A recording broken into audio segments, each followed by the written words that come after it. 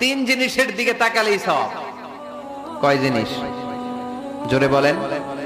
এক নাম্বার আন-নাযার ইলাল মুসহাফ, কোরআনের দিকে তাকালেই সওয়াব, পড়া লাগবে না, পড়লে তো সওয়াব আছে তাকানো মাত্রই।